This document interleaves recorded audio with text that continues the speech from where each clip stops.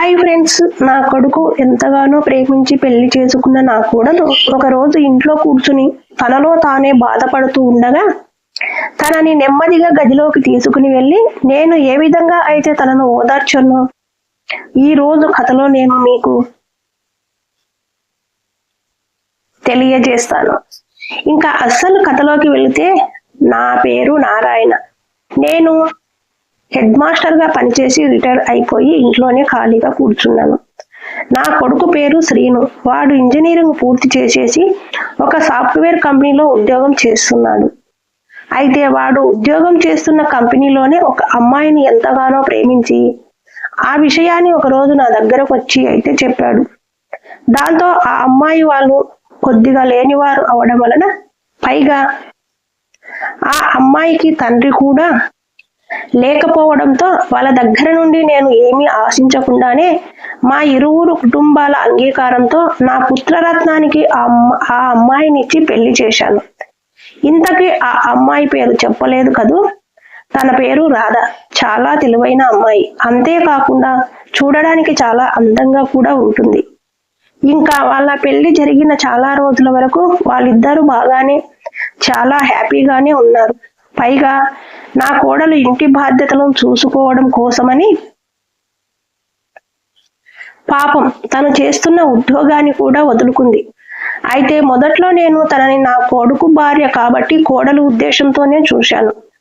నాకు తనపై మొదట్లో ఎటువంటి చెడు ఉద్దేశం అయితే లేనే లేదు. అయితే ఒకరోజు నేను మామూలుగానే ఉదయం లేచిన వెంటనే ముందుగా టీవీ ఆన్ చేసి అందులో న్యూస్ ఛానల్స్ లో వచ్చే న్యూస్ ను అయితే చూస్తూ ఉంటాను. అలా చూస్తూ ఉండగా ఒకరోజు నా కోడలు ఉదయాన్నే కాఫీ తెచ్చి, తీసుకోండి మామయ్య అని కాఫీ కప్పును నా చేతికి అందించింది. అలా అందిస్తూ ఉండగా ఒక్కసారిగా తన పైట జారిపోవడంతో తన వంపు సొంపులు నాకు దర్శనం ఇవ్వసాగాయి. ఇంకా అంతే, నా ఒళ్ళంతా ఒక్కసారిగా విరహవేదన కూడిన అగ్నిజ్వాలలతో దహించుకుపోతుంది. వావి వరసల బంధుత్వం ఆ రోజుతో మంటగలిసిపోయింది. ఒక్కసారిగా నాలో ఉన్న తుంటరి కోరికలు తుఫాను వర్షంలో చెలరేగే గాలివాన మాదిరిగా జివ్వు జివ్వుమని పైకి తన్నుకొచ్చి నాట్యమయూరిలా నాట్యం ఆడసాగాయి. ఇంకా అలా ఆ రోజు నా కోడలు కాఫీ కప్పును నా చేతికి అందించి వంటగదిలోకి వెళ్ళిపోతూ ఉండగా వెనక నుంచి తన అందచందాలను చూస్తూ నాలో నేను ఉక్కిరి బిక్కిరి అయిపోసాగాను. ఇంకా అప్పటి నుంచి నా చూపులు, నా ధ్యాస మొత్తం అన్నింటిని కూడా నా కోడల మీదనే పెడుతూ ఉండేవాడిని. ఒక్క మాటలో చెప్పాలి అంటే నిద్రలో కూడా రాధా రాధా అని నా కోడలి పేరుని జపిస్తూ ఉండేవాడిని. అలా నేను తనని ఎన్నోసార్లు దొంగచాటుగా చూసినా కూడా నాలో సంతృప్తి అయితే కలగడం లేదు. దాంతో ఒకరోజు ఇంకా ఇలా కాదు, ఎలాగైనా సరే నా కోడలితో ఆ పనిని కానిచ్చి నా ముచ్చటను తీర్చుకోవాల్సిందే అని దృఢ సంకల్పంతో అయితే ఉన్నాను.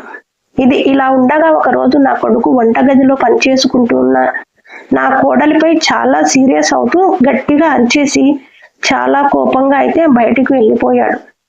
వెంటనే నేను వాడు వెళ్ళిన తర్వాత నెమ్మదిగా నా కోడలు దగ్గరికి వెళ్ళి, ఏమైందమ్మా పద్మ, ఎందుకు వాడు అంత కోపంగా ఉన్నాడు, అసలు ఏం జరిగింది అని అడగ్గా నా కోడలు ఏమీ లేదు మామయ్య, ఏమీ లేదు అని జరిగిన విషయాన్ని నాకు చెప్పకుండా దాచిపెట్టే ప్రయత్నం అయితే చేయసాగింది.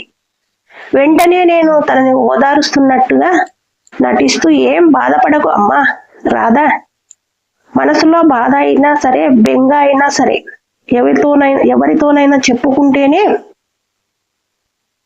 కదా మనసు కాస్త తేలిక పడుతుంది అని తన భుజంపై నా చేతిని వేస్తూ తనని ఓదార్చే ప్రయత్నం అయితే చేశాను. దాంతో నా మాటలు విన్న నా కోడలు, ఎందుకో ఈ మధ్య మీ అబ్బాయి ప్రతి చిన్న విషయానికి నా మీద కస్సుబుస్సులు ఆడుతున్నాడు మామయ్య, మీ అబ్బాయికి నా మీద ఉన్న ప్రేమానురాగాలు తగ్గుముఖం పడుతుందని నాతో చెప్పుకుని బాధపడింది రాధ పాపం.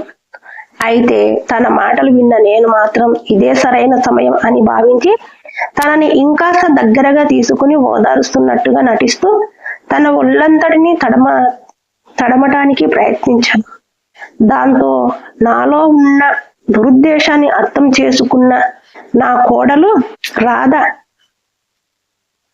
ఒక్కసారిగా నన్ను దూరంగా నెట్టేసి, ఛీ, ఏం చేస్తున్నారు మావయ్య, ఈ వయసులో ఇవేం పాడు పనులు మీకు, అయినా నేను మీకు కోడల్ని అవుతాను, స్వయాన మీ కొడుకు భార్యను అంటూ నాకు నీతి సూక్తులను చెప్పే ప్రయత్నం అయితే చేయసాగింది. వెంటనే నేను ఎలాగో విషయం ఇంతవరకు వచ్చింది కాబట్టి ఈ అవకాశం గాని చేజారిపోతే మరలా రానే రాదు అని భావించిన నాలో ఉన్న తుంటరిగాడు ఆగ మేఘాల మీద ఒక్కసారిగా పైకి లేచి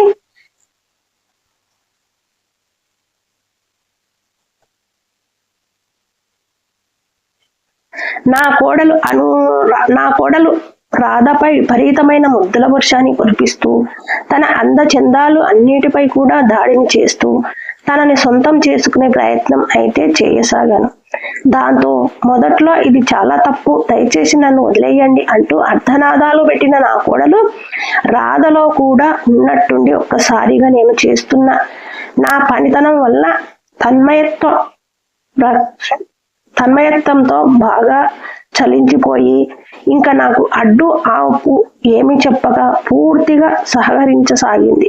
దాంతో నా కోడలు ఇంట్లో లేని ఆ సమయంలో, నా కొడుకు ఇంట్లో లేని ఆ సమయంలో మేమిద్దరం మా తనువులను ఒకరికి ఒకరం పూర్తిగా అర్పించుకుని స్వర్గసీమ అంచులను రుచి చూశాం. అలా ఆ రోజు నా కొడుకు తనపై కోపడ్డాడని ఎంతగానో బాధపడుతున్నానా కోడలిని నెమ్మదిగా బుజ్జగిస్తూ వాళ్ళ బెడ్రూమ్ లోకి తీసుకుని వెళ్ళి ఆ రోజంతా తనివి తీరా ఓదార్చసాగాను. ఇట్లు మీ నారాయణ.